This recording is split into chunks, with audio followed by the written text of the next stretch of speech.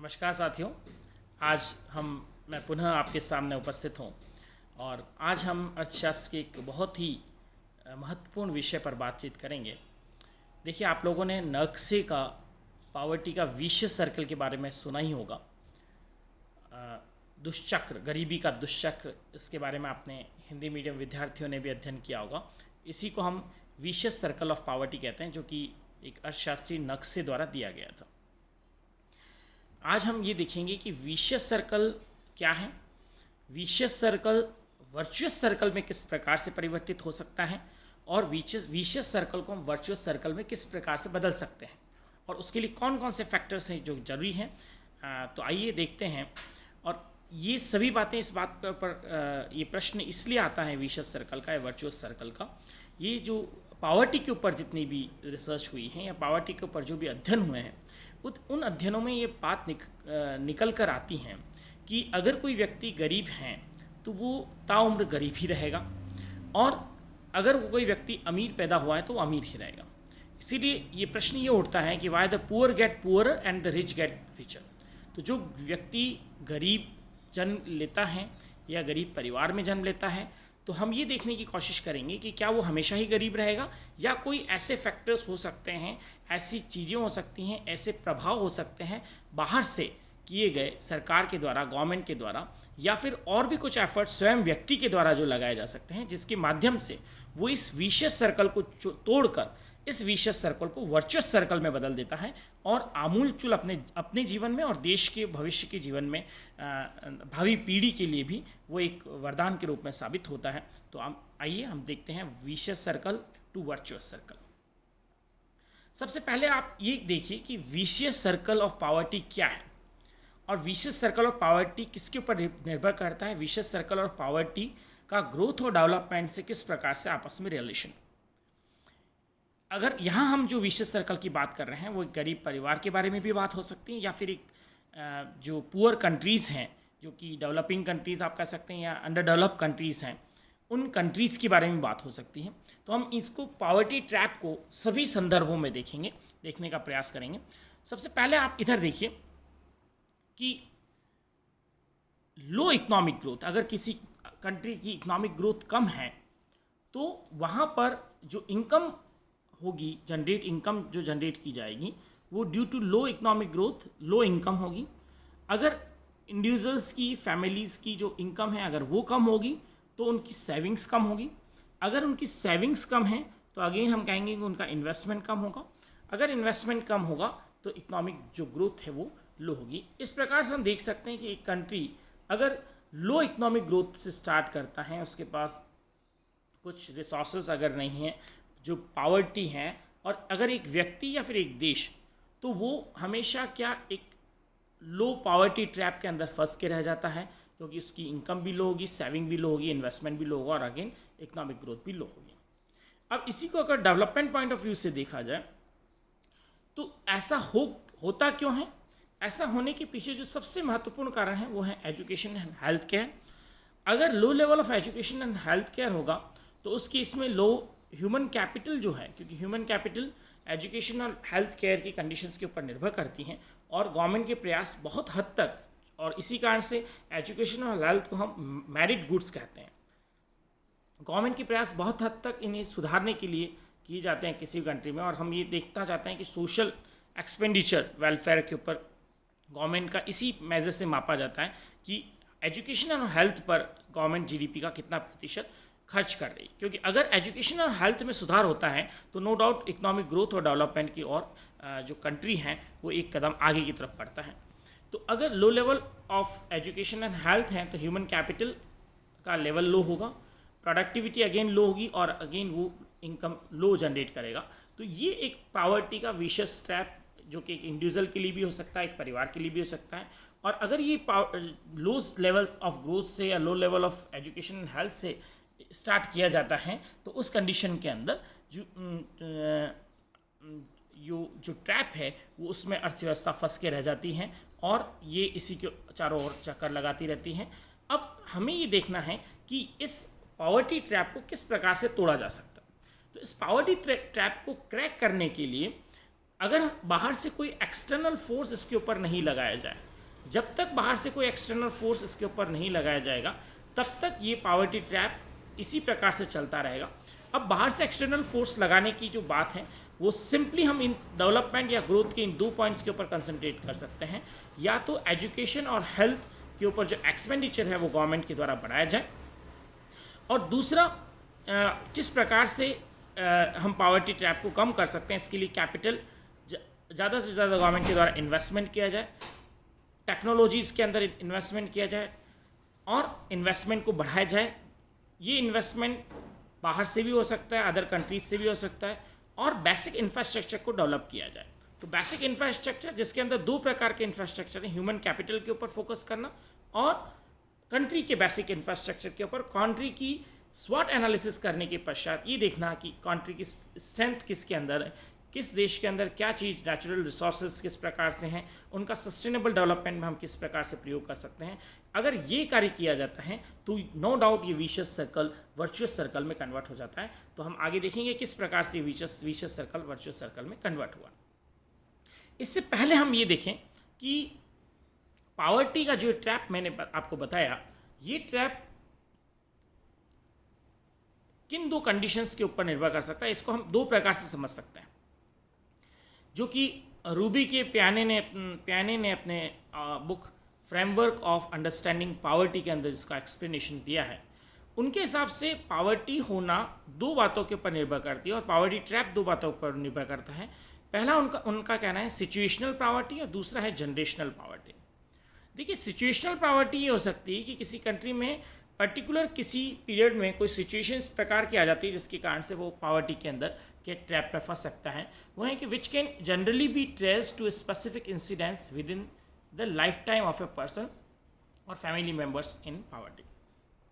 अगर कोई एक्सीडेंट हो गया, फैमिली में जो अर्निंग मेंबर है उसकी अगर डेथ हो गई एक्सीडेंट से, या नेचुरल कैलेमिटीज़ आ गई, तो उस कारण से भी हाउस होल्ड्स या पर्सनस हैं वो पावर्टी ट्रैप के अंदर फंस सकते हैं। जैसा कि अभी हम देख रहे हैं कि कोविड के कारण लोगों को जो मेट्रो सिटीज़ के अंदर माइग्रेंट लेबर्स थे उन्हें मूव करके अपने स्टेट्स के अंदर मूव करना पड़ा, मेट्रो सिटीज़ में अपने जॉब को छोड़ना पड़ा, जॉबलेसनेस आ गई। तो एक शॉर्ट टर्म में situation due to situations changes के कारण जो पावर्टी आ सकती है वो सिचुएशनल पावर्टी। एक दूसरा जो अभी हमने जो इस पावर्टी ट्रैप में बात की वो है जनरेशनल पावर्टी। जनरेशनल पावर्टी एक जनरेशन से दूसरी जनरेशन में ट्रांसफ़र करती रहती है। तो मैंने आपको जैसा बताया कि मैरिड गुड्स के ऊपर अगर हम वर्क करते हैं गवर्नमेंट, और गवर्नमेंट का एक्सपेंडिचर एजुकेशन और मेडिकल के ऊपर बढ़ता है, तो उस केस में जो ह्यूमन कैपिटल है उससे जनरेशनल पावर्टी ट्रैप से उसको बाहर निकाला जा सकता है, बहुत ही आसानी से निकाला जा सकता है। और नेक्स्ट जनरेशन पे हम इस पावर्टी को जो ट्रांसफ़र हो रही है पावर्टी सर्कल के रूप में, पावर्टी ट्रैप में जो फंसी हुई है हाउस होल्ड्स, उनको इस ट्रैप से निकाला जा सकता है। तो जितने भी गवर्नमेंट के हम प्रोग्राम्स देखते हैं उन सभी प्रोग्राम्स में ज़्यादातर फोकस गवर्नमेंट का एजुकेशन, प्राइमरी एजुकेशन और बेसिक हेल्थ फैसिलिटीज़ के ऊपर रहता है, जिससे कि ह्यूमन कैपिटल को एनहांस किया जा सके।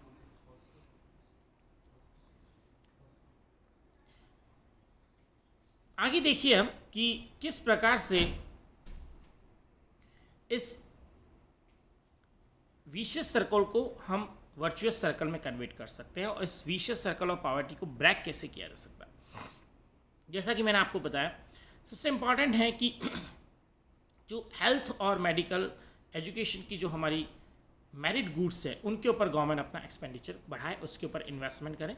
तो ये फिस्कल मैनेजमेंट का पार्ट है, गवर्नमेंट को इसके ऊपर एक्सपेंडिचर बढ़ाना चाहिए, जिससे कि जो जनरेशनल पावर्टी ट्रैप है, जनरेशनल पावर्टी है, उस पावर्टी को कम किया जा सके। सिचुएशनल पावर्टी को कम करने के लिए गवर्नमेंट की बहुत सारी स्कीम्स होती हैं, जैसे कभी कोविड के अंदर भी गवर्नमेंट काफ़ी सारे वेलफेयर प्रोग्राम्स कर रही हैं, जिसमें फ्री अनाज देने का है, कहीं जो जॉबलेस हैं उनको ट्रेनिंग देकर जॉब ऑफ़र किए जा रहे हैं, या फिर उन्हें उनको अनएम्प्लॉयमेंट बेनिफिट्स दिए जा रहे हैं, अनएम्प्लॉयमेंट भत्ता दिया जा रहा है। तो सेकेंड है न्यूट्रिशियस प्रोग्राम। न्यूट्रिशियस प्रोग्राम सीधा हेल्थ से रिलेटेड है। अगर न्यूट्रिशियस अच्छा होगा तो हमारा ह्यूमन कैपिटल का एडवांसमेंट होगा और ह्यूमन कैपिटल की जो प्रोडक्टिविटी है वो बढ़ेगी। इसलिए न्यूट्रिशियस प्रोग्राम के ऊपर भी मैं फोकस करना चाहूँगा विशेष सर्कल ऑफ पॉवर्टी को ब्रेक करने के लिए। Next public investment in health facilities है, पब्लिक इन्वेस्टमेंट एजुकेशन है जो मेरिट गुड्स में होती है, and advancement of technology and skill development program. Government काफ़ी सारे स्किल डेवलपमेंट प्रोग्राम्स इसीलिए ऑर्गेनाइज करती हैं और एडवांसमेंट ऑफ टेक्नोलॉजी यहाँ बहुत ही ज़रूरी है कि लोग नई टेक्नोलॉजी से एक्वाइंट हो, जिससे कि जो प्रोडक्शन की जो हमारी प्रोडक्शन की हमारी प्रोडक्टिविटी भी इंक्रीज़ हो और साथ साथ में जो प्रोडक्ट की जो क्वालिटी है इसको भी इंक्रीज़ किया जा सके, जिससे कि हम ग्लोबल कॉम्पिटिटिव जो मार्केट है उस मार्केट का बेनिफिट ले सकें। तो ये अगर 5 पॉइंट्स हैं जिसके ऊपर फोकस किया जाए तो विशियस सर्कल ऑफ पॉवर्टी को आसानी से ब्रेक किया जा सकता है। तो ये सभी हम ये देख रहे हैं कि ये पूरा का पूरा इस बात के ऊपर निर्भर करता है, ये एक्सटर्नल फोर्सेस के ऊपर डिपेंड करता है, ये इंटरनल फोर्सेस से पॉसिबल नहीं है। कोई एक व्यक्ति अगर सोचे और सिचुएशंस इस प्रकार की नहीं है, कंट्री में इस प्रकार का इंफ्रास्ट्रक्चर डेवलप नहीं है, तो वो अपने पॉवर्टी सर्कल को या पॉवर्टी ट्रैप से बाहर निकलना उसके लिए बहुत ही दुष्कर होगा। इसीलिए गवर्नमेंट को हेल्थ फैसिलिटीज़, दूसरा skill development programs, education facilities को काफ़ी और न्यूट्रिशियस प्रोग्राम्स के ऊपर बहुत ज़्यादा फोकस करना चाहिए, जिससे अगर कंट्री में विशियस पॉवर्टी का विशियस साइकिल है या ट्रैप है तो उसमें से जो लोगों को निकाला जा सके और इकोनॉमी में ह्यूमन कैपिटल को के एनहांसमेंट से हम लॉन्ग टर्म सस्टेनेबल ग्रोथ को इंश्योर कर सकते हैं। नेक्स्ट आप देखिए विशियस सर्कल किस प्रकार से वर्चुअस सर्कल में कन्वर्ट हो रहा है या परिवर्तित हो रहा है। ये हमने विशियस सर्कल के बारे में देखा कि पॉवर्टी, डिजीज़ और intervention of a burden of on system and malnutrition हो, इस कारण से विशियस सर्कल आपका चलता रहता है। और ये यहाँ पर ब्रेक के जो मैंने आपको 5 तरीके बताए हैं उनमें से किसी के ऊपर भी अगर ब्रेक करने के लिए कोशिश की जाती है एक्सटर्नल फोर्स के माध्यम से, तो एनहांसमेंट ऑफ ह्यूमन कैपिटल होगा, better health facility, better economy and vicious circle हमारा वर्चुअस सर्कल में कन्वर्ट हो जाएगा और इकनॉमी एक सस्टेनेबल ग्रोथ की ओर अग्रसर होगी और जिससे हमारी जो ग्रोथ रेट है, डेवलपमेंट है ये कंट्री का एक इम्प्रूव होगा और उसमें जो जीडीपी ग्रोथ रेट है वो काफ़ी इंक्रीज होगी, क्योंकि जो अभी तक आइडियल हमारी ह्यूमन कैपिटल थी वो आइडियल ह्यूमन कैपिटल हमारी एक्टिव ह्यूमन कैपिटल में कन्वर्ट हो जाएगी। नेक्स्ट देखिए, मैंने नेक्स्ट जो स्लाइड है उसमें आप लोगों के लिए विशियस सर्कल और वर्चुअस सर्कल दोनों को ही एक्सप्लेन कर रखा है। फर्स्ट जो कॉलम है हमारा वो वर्चुअस सर्कल को बता रहा है और जो सेकंड कॉलम है वो विशियस सर्कल को बता रहा है। आप दोनों को कंपेयर कर सकते हैं। तो virtuous circle positive chain events होते हैं। वर्चुअस सर्कल के अंदर वर्चुअस सर्कल में इकोनॉमी के आने के बाद एक पॉजिटिव चीज़ दूसरी पॉजिटिव चीज़ को आगे लूप के अंदर ले जाती रहती हैं, फीडबैक इफेक्ट होता है और उसके कारण से इकोनॉमिक ग्रोथ में इम्प्रूवमेंट होता है। और विशियस सर्कल वहीं नेगेटिव चेन को बताता है।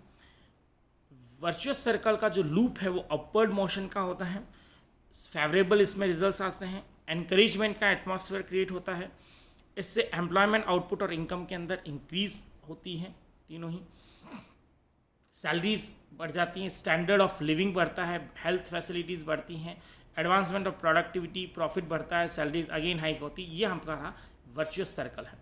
अगर विशियस सर्कल देखा जाए तो लो इनकम होगी, लो प्रोडक्टिविटी होती, लो एम्प्लॉयबिलिटी होगी, low productivity, low profit and again low income and no hike in salaries. तो ये इस प्रकार से हम देख सकते हैं कि किस प्रकार से हम एक विशियस सर्कल को वर्चुअस सर्कल में कन्वर्ट करके दूरगामी लाभ की दूरगामी जो सस्टेनेबल डेवलपमेंट की जो हमारी लाभ हैं वो हम कंट्री उठा सकता है। बस इसमें एक ही चीज़ है कि अपनी जो ह्यूमन कैपिटल है कंट्री की, उस ह्यूमन कैपिटल को की इम्पोर्टेंस को समझना और उस ह्यूमन कैपिटल को की स्किल डेवलपमेंट के माध्यम से और उसकी हेल्थ एंड एजुकेशन की फैसिलिटीज़ अच्छी प्रोवाइड करके ह्यूमन कैपिटल को जो अभी कंट्री के ऊपर बर्डन हो सकती हैं उसको बूम में कन्वर्ट करना, उसको वरदान के रूप में साबित करना और उससे अपनी जो सस्टेनेबल ग्रोथ रेट है उसको इंश्योर करना। तो मेरे ख्याल से आप लोग समझ गए होंगे कि विशियस सर्कल और वर्चुअस सर्कल दोनों क्या हैं और इसको विशियस सर्कल को वर्चुअस सर्कल में बदलने के लिए किस प्रकार के एक्सटर्नल फोर्सेस की आवश्यकता है और उससे किस प्रकार के बेनिफिट कंट्रीज उठा सकता है। मैं लास्ट में यहाँ पर बुद्धा के एक कोट को आपको बताना चाहूँगा कि कोई व्यक्ति भी अगर चाहे तो अपने विशियस सर्कल, जो नेगेटिविटी के विशियस सर्कल को तोड़कर पॉजिटिविटी के या अपवर्ड के मोशन की तरफ बढ़ सकता है, अपने जीवन में ऊंचाइयों को प्राप्त कर सकता है। What you think you become, what you feel you attract and what you imagine you create. तो इसलिए अब बुद्धा का ये कहना है कि what you imagine you create. तो अगर हम सोचेंगे तभी हम कर पाएंगे। इसलिए केवल और केवल हमारी सोच का ये अंतर है जिस कारण से एक कंट्री या एक व्यक्ति या एक परिवार विशियस सर्कल के अंदर फंसा हुआ है। अगर वो अपनी सोच को परिवर्तित कर दे तो नो डाउट प्रकाश की किरण उसे कहीं न कहीं नज़र आएगी और वो वर्चुअस सर्कल में कन्वर्ट हो जाएगा और उसको दूरगामी, उसको और उसके परिवार को, एक जनरेशन से जनरेशन को, ये हम कोशिश ये करें कि नेक्स्ट जनरेशन में विशियस सर्कल ऑफ पॉवर्टी को हम ट्रांसफ़र नहीं करें और उस विशियस सर्कल को वर्चुअस सर्कल में उस जनरेशन के लिए कन्वर्ट कर दें। इसी के साथ आप लोगों का बहुत बहुत धन्यवाद कि आपने ये वीडियो देखा। आप मेरे वीडियो को यूट्यूब चैनल पे लाइक कर सकते हैं और साथ ही साथ में arthsutra.info मेरी वेबसाइट के ऊपर भी जाके इस प्रकार के आप आर्टिकल्स और वीडियोज़ देख सकते हैं, अपने सजेशंस मुझे भेज सकते हैं। Thank you. जय हिंद।